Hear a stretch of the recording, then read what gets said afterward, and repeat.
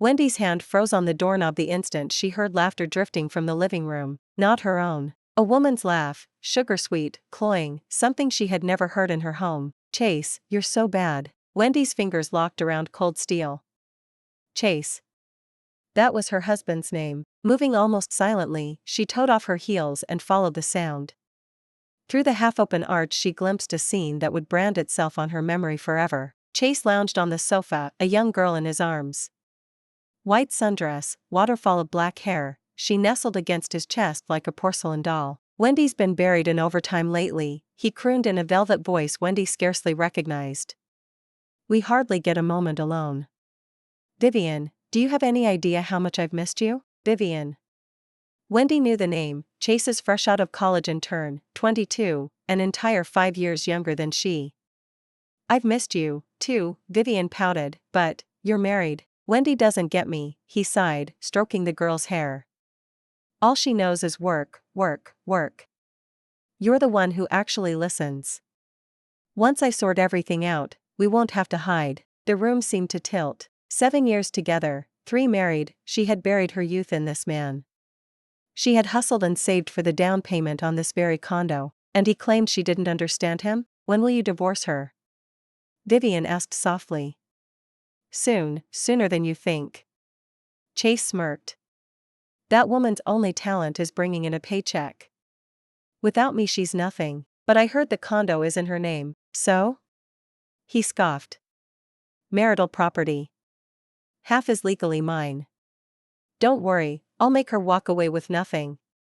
Then this place becomes our love nest." Wendy's tears hit the parquet soundlessly. Backing into the foyer, she shoved her feet into the nearest shoes and fled.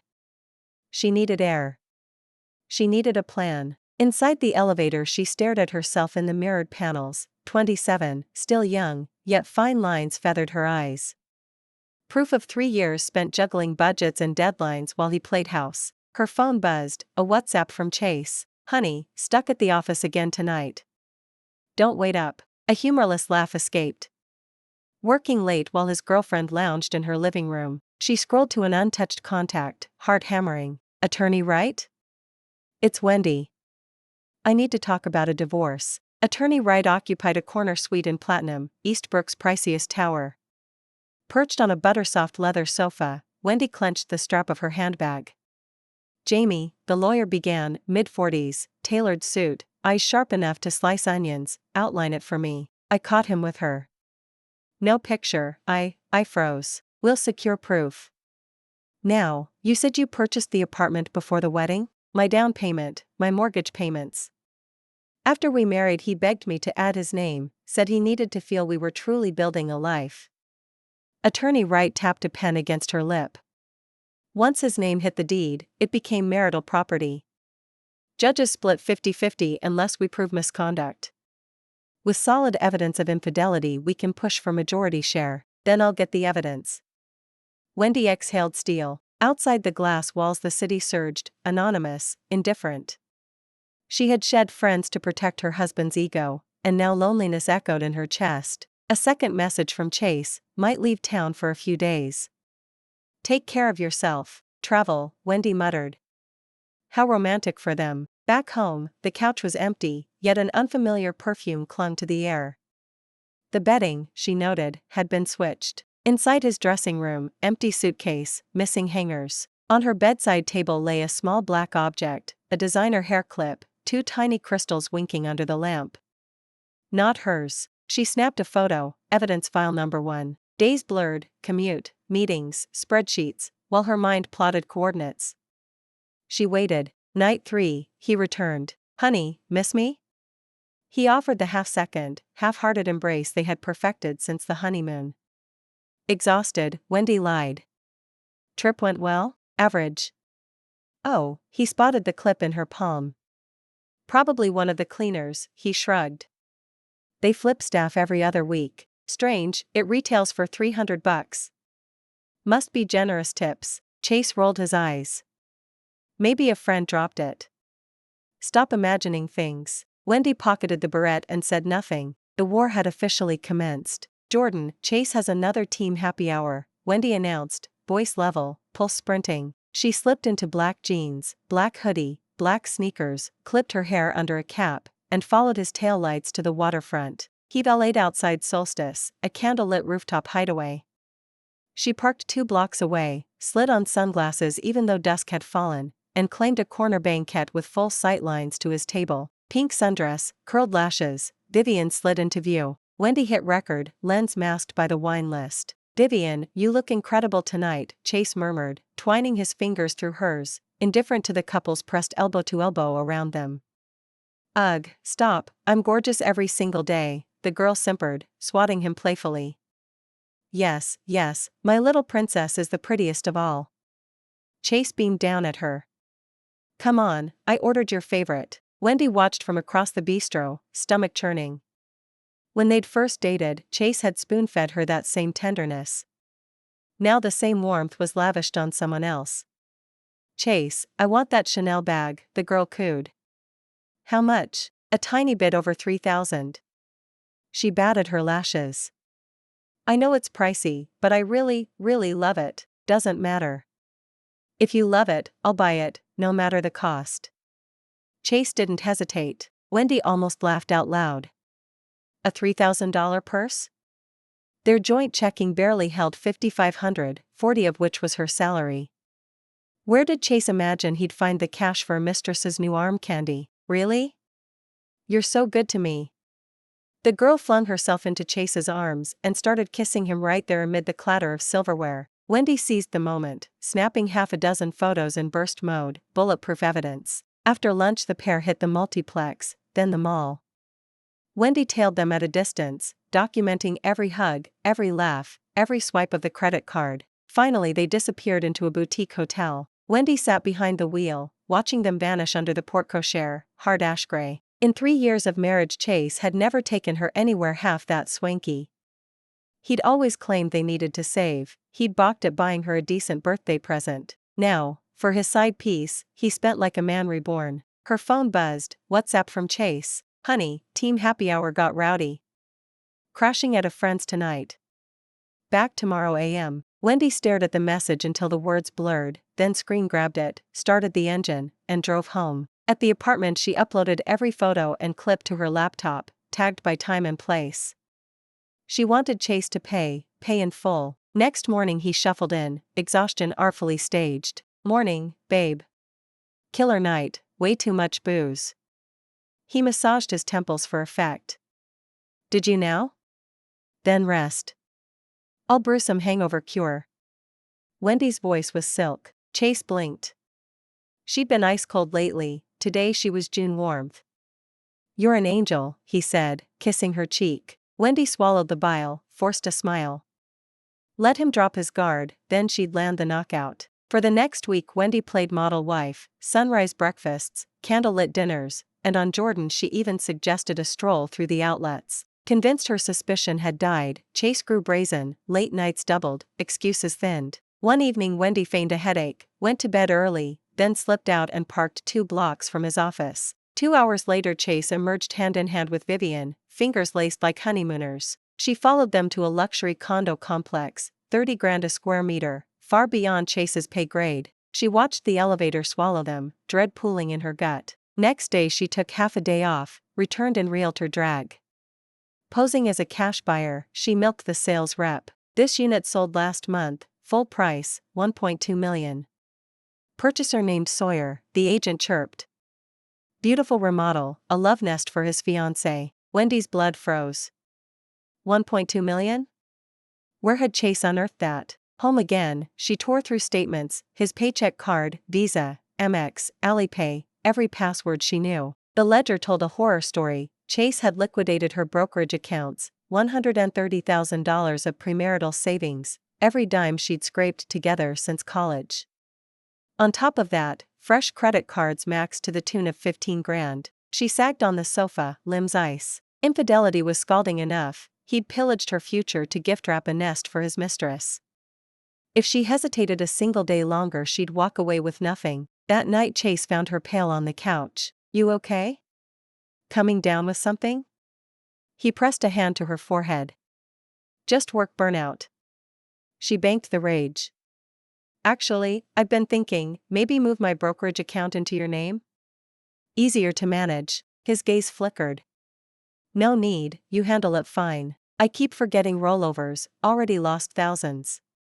You're more meticulous. Well, truth is, I shifted everything into a higher yield product a friend tipped me to. He faltered. Super stable. What product? What's the return? Just, friend recommended. The more he talked, the faster he sank. Wendy nodded, sugar sweet. Good, I trust you. Inside, verdict rendered. Next morning she walked into Eastbrook precinct. Officer, I need to file a police report, my husband embezzled my savings. She spread statements, screenshots, deeds. These funds were premarital assets, he had zero right to touch them. The desk officer, a young woman, listened, expression hardening. Ma'am, unauthorized use of separate property constitutes larceny. We'll open a case, she said. Recovery takes time, be ready for a fight. I just want what's legally mine. Cameron lifted her chin. She left the station lighter, no longer the doormat Chase stomped. Police moved faster than she dared hope. 48 hours later Chase was escorted from his cubicle for questioning. Wendy was mid-pitch when the call came. She excused herself, signed out, drove to Eastbrook. Cameron, our preliminary finding confirms unlawful transfer, the officer said. The condo was purchased with your money but titled to his girlfriend. We'll forward the file to the DA. Can I recover the funds? The condo can be clawed back through civil action. Discretionary spending flagged as gifts to mistress may also be recoverable. Hope flickered, long road, but lit. That night Chase stormed in, mascara smudge exhaustion under his eyes. Lost your mind? You called the cops, on your own husband? Face purple, he jabbed a finger. What's yours is mine. I just borrowed, premarital assets. You broke the law. And borrowed to buy another woman a home? Wendy's voice could frost glass. Chase recoiled, then pivoted. What woman? That's my sister, helping her buy a starter home. Since when is a brother generous a crime, kid sister? Wendy laughed coldly. Since when do you have a little sister? And one who happens to be an intern at your company? Chase's face changed color. You followed me? Not followed, investigated. Wendy took out her phone and played the video she had shot in the restaurant that day. This is the so-called sister? On the screen, Chase and Vivian were hugging and kissing, the picture crystal clear. Chase watched, his face shifting between green and white. How could you covert record me? He sputtered, half furious, half mortified. We're husband and wife, don't we even have basic trust? Trust? Wendy laughed at the word. I'm the one who covert recorded, but you're the one who committed infidelity. I'm the one who doesn't trust you, but you're the one who betrayed me. I did not cheat. Vivian is just a friend. A friend? Wendy echoed. Do friends cuddle in bed? Do friends let you spend more than $1 million on a condo for them? She produced the black hair clip. Did a friend leave this behind too? Chase was struck completely mute. Wendy, don't push it. After a long silence his expression suddenly shifted. Fine, we can divorce, but you're not ruining my reputation. Ruin your reputation? Wendy found it absurd. You did these things yourself, no one forced you. If you dare leak that footage, I'll take you down with me, Chase threatened. Wendy stared at the man in front of her, he felt like a stranger. Was this still the tender, considerate Chase she once knew? You're threatening me? She asked, calm. I'm protecting our marriage. He tried to soften his voice. Wendy, we've been married for years, do we really have no feelings left? I admit I messed up, but we can start over. Start over? Wendy shook her head. You used my money to buy another woman a home, and now you want to start over? I can get that condo back, and I'll fix things with Vivian, Chase said hurriedly. Just give me one chance, okay? Looking at him, Wendy tasted every flavor of bitterness. A month ago she might have softened. Now she only felt revulsion. Chase, let's get divorced. She said it quietly. He hadn't expected such finality, it took him several blank seconds to react. Divorce? You're serious? His voice trembled. Wendy, isn't there any room to turn this around? None. Her answer was crisp. The moment you betrayed me, our marriage ended. But we have all these years of feelings. He tried. Feelings? Wendy gave a bleak laugh. When you were dating another woman, did you think about our feelings? When you used my money to buy her a home, did you think about our feelings? Chase had no comeback. I've already hired an attorney, tomorrow we'll file at Civic. Wendy went on. The house is mine, down payment and mortgage came from me. As for that million plus you shifted out, I'll recover it through the courts. No way. Chase flared up. The house is marital property, I'm entitled to half. You're not walking off with everything, marital property? Wendy sneered. Tell me, what exactly have you paid into this home? Utilities are on my tab, mortgage comes out of my account, even the furniture was bought by me. Besides freeloading, what have you contributed? I have a job, I have income. His voice shrank. Your income, she cut in. Your salary doesn't even cover your own spending, what contribution? These 3 years every last expense of yours was covered by me, and now you want a cut of my assets? Chase's face burned red, yet he couldn't retort. If you won't agree, we'll see each other in court. Wendy raised her phone. I've got proof of your infidelity, proof you siphoned money, plus the police investigative file. How do you think the judge will rule? Seeing the resolve on her face, Chase knew she wasn't bluffing. All right. I agree to the divorce. He gritted his teeth. But I need time to sort a few things. What things, Vivian? I owe her an explanation. He looked awkward. Wendy's anger spiked. You're still thinking about her? Chase, do you even grasp the situation? You cheated first, you stole my money first, and you're worrying about that woman? That's not what I mean. I just think she deserves some closure. Closure? Wendy snapped. And what closure did you give me? 3 years of marriage, 7 years together, what closure did I get? Chase hung his head, afraid to speak again. 3 days. Wendy issued her ultimatum. I'll give you 72 hours to clean up your mess. Show up at Civic after that or I'll file suit. She turned and went back into the bedroom, leaving Chase alone in the living room. Lying in bed, Wendy replayed the conversation, her emotions a tangle. Was she doing the right thing? Was walking away truly best? But whenever she pictured Chase with Vivian, whenever she recalled how readily he had funneled her savings into a home for another woman, she knew her choice was right. A man who had betrayed her once deserved no second trust. Next morning Wendy woke to find Chase already gone. His suitcase was missing too, apparently he really had moved out. She felt no heartbreak, only relief, at least she was spared his hypocritical face. That afternoon she took a call from Attorney Wright. Jamie, good news, the lawyer said, excitement clear. The court has frozen the condo, your husband can't shift it anymore. And from the evidence we've gathered, your chances of winning are excellent. Thank you, Attorney Wright. Wendy was sincerely grateful to the woman who had her back.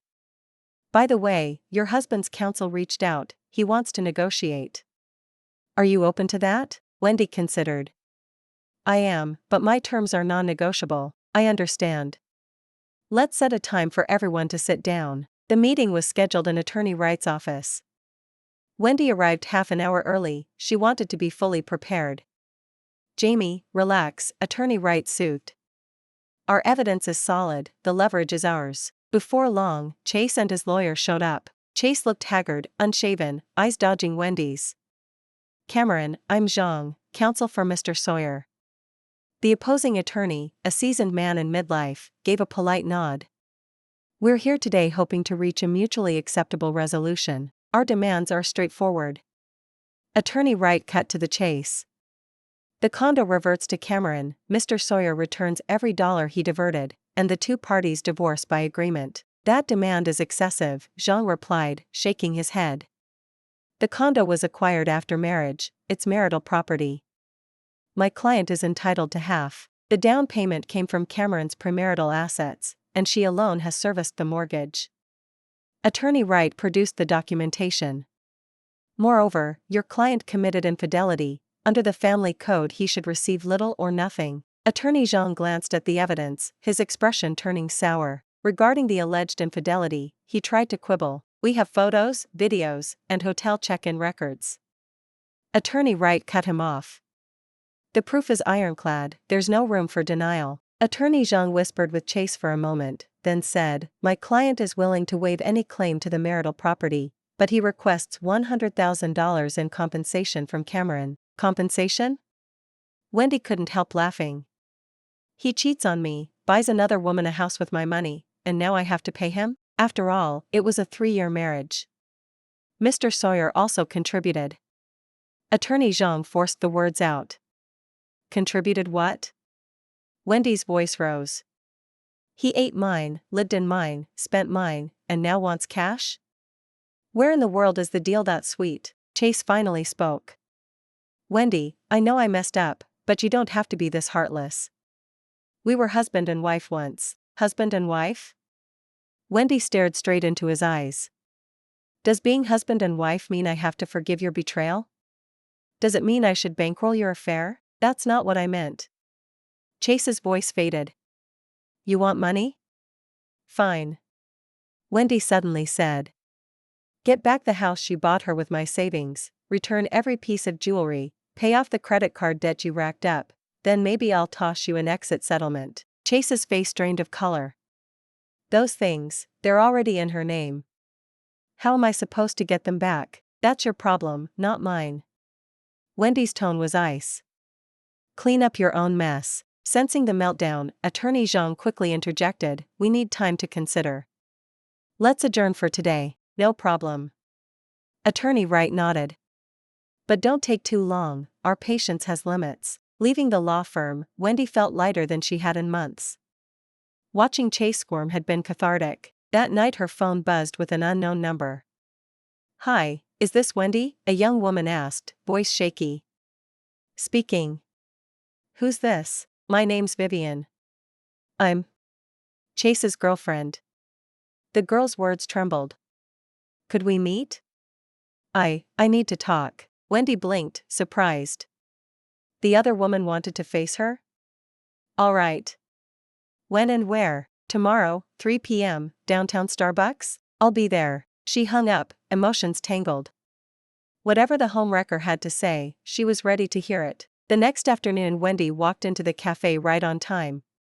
She spotted Vivian instantly in a corner booth. The girl looked haggard, eyes swollen from crying. Alex. Vivian stood, awkward and flushed. Sit. Wendy took the chair opposite. What do you want? I want to apologize. Vivian's head hung low. I know I was wrong. I never should have gotten involved with a married man. Wendy stayed silent, letting the silence squeeze. I honestly didn't know Chase bought that condo with your money.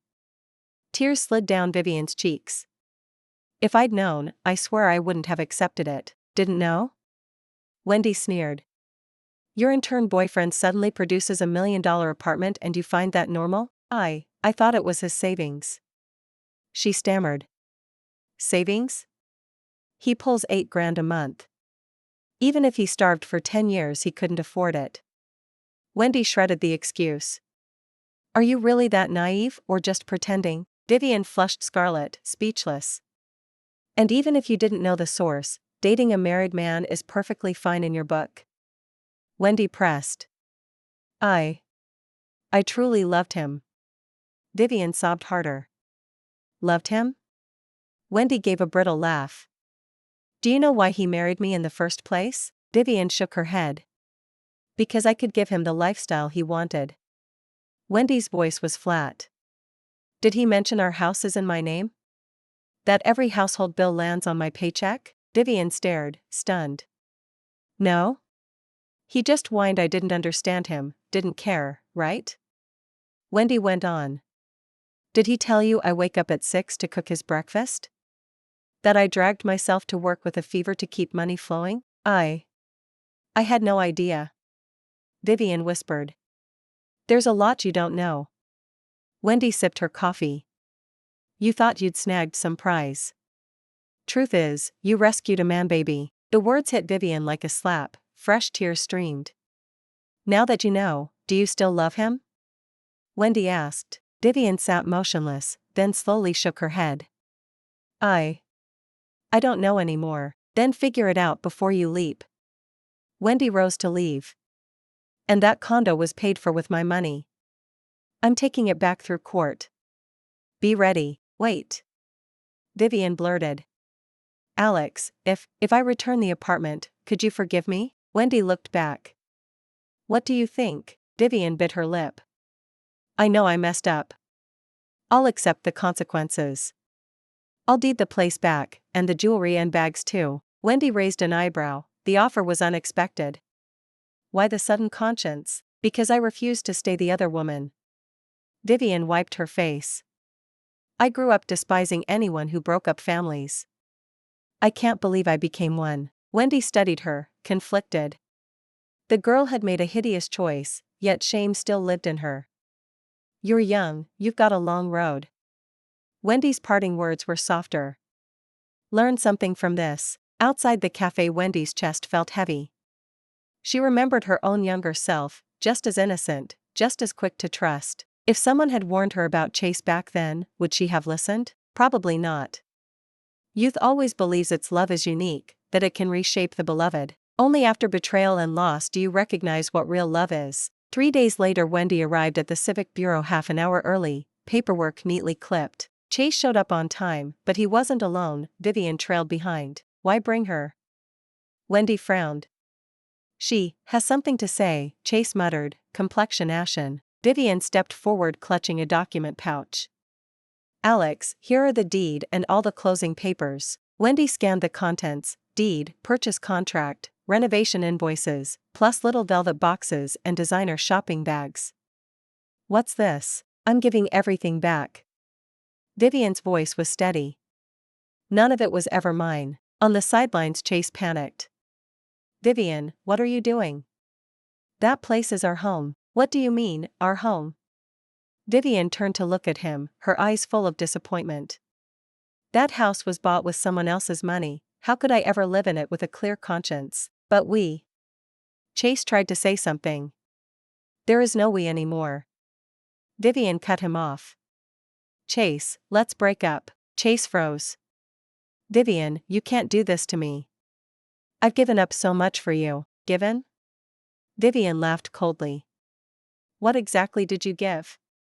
You used Alex's money and destroyed Alex's marriage. What did you actually give? Wendy watched the scene unfold, her heart a tangle of emotions. She hadn't expected this girl to wake up at the critical moment. I don't want to be with a man who won't take responsibility anymore. Vivian delivered the final line, then turned to Wendy. Alex, I'm sorry. I truly know I was wrong. Without another glance back, Vivian walked out of the Civic. Chase stood there, his face as white as paper. Now you know what karma feels like? Wendy stared at him coldly. When you betrayed me, did you ever think this day would come? Wendy, can't we at least try again? Chase made one last struggle. Vivian's gone. We can start over. Start over? Wendy shook her head. Chase, I'm completely done with you. Do you honestly think I'd give you a second chance to betray me? I swear I'll never. Your word is worthless. Wendy interrupted him. Come on, let's finish the paperwork. The divorce process went quickly, less than half an hour, and it was done. The moment she held the divorce certificate, Wendy felt a weight lift off her shoulders. This mistake of a marriage was finally over. Wendy. Chase tried again. Don't ever contact me again. Wendy walked away without looking back. Stepping out of the Civic, Wendy took a deep breath. The sun was shining, a gentle breeze brushing her skin, the whole world seemed brighter. She took out her phone and called Attorney Wright. Attorney Wright, the divorce is finalized. About the property, it's handled. Attorney Wright sounded excited. That girl returned the house on her own. Your losses are minimized, that's wonderful. Thank you, it's what I'm here for. Jamie, congratulations on regaining your freedom. After hanging up, Wendy looked at the divorce certificate in her hand, her feelings mixed. 3 years of marriage, 7 years of love, ended just like that. The process had been painful, but the outcome was right. She was glad she hadn't kept enduring, hadn't chosen forgiveness. Some betrayals aren't worth forgiving. Some people aren't worth saving. 1 month later, Wendy's life had gradually returned to normal. The house was hers again, the money that had been siphoned off recovered. More important, she had found herself once more. "Wendy, you've been looking so much better lately," colleague Xiaolin said with concern. "It's like you're a different person." "Maybe it's because I'm in a good mood," Wendy answered with a smile. Indeed, since the divorce her condition had improved daily. Without Chase dragging her down, she could focus on work and actually had time to cultivate her own life. That evening after work, Wendy went to the gym. It was part of her new plan, to bring both body and mind to peak condition. As she ran on the treadmill, sweat pouring, Chase suddenly crossed her mind. She wondered how he was doing now. Word was, credit card debt had gotten him sued by the bank. His job had also taken a hit because of the scandal. Vivian, meanwhile, had switched companies and hadn't shown up in their circle again. Wendy felt neither gloating nor pity. Everyone has to answer for their choices, that's what being an adult means. Back home after the workout, she cooked herself a lavish dinner. Eating alone could still be refined, living alone could still be splendid. After dinner she sat on the balcony reading, savoring the quiet she hadn't enjoyed in ages. Her phone rang. "Mom." "Wendy, how are you doing?" Her mother sounded worried. "Great, Mom. Better than I expected," Wendy said sincerely. "That's good. I kept worrying you'd take it too hard." "Not at all. I've thought it through." Wendy smiled. "Some things end sooner, the sooner you're free." "I'm so glad you see it that way. You're still young, the road ahead is long. Find someone who truly loves you." "I know, Mom." She hung up and went back to her book. She wasn't in a rush for new romance, she needed to nurture herself first. Only when you're strong enough will you never be hurt like that again. A few days later Wendy unexpectedly received a WhatsApp from Vivian. "Alex, thank you for waking me up back then. I've started a new life now, and it's fulfilling." Reading the message, Wendy's feelings were mixed.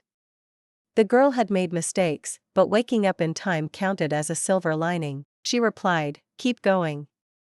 From here on, walk your own path." Moments later Vivian wrote back, "Alex, I want you to know, Chase has been asking about you lately, like he wants to win you back. Be careful." Wendy frowned. He still hadn't given up? But she wasn't worried, she was no longer the soft woman of 3 months ago. Sure enough, the next day Chase was waiting outside her office building. "Wendy, can we talk?" He looked haggard, unshaven, all his old swagger gone. "There's nothing to discuss," Wendy said coldly. "Please stop harassing me. I know I messed up. I really know. Give me one chance to prove I can change." "Change?" Wendy halted. "You think betrayal is something you can change? I swear I'll never." "Chase, listen." She cut him off. "We are done. No matter what you say or do, I will never look back. I honestly regret it." "Regret?" Wendy sneered.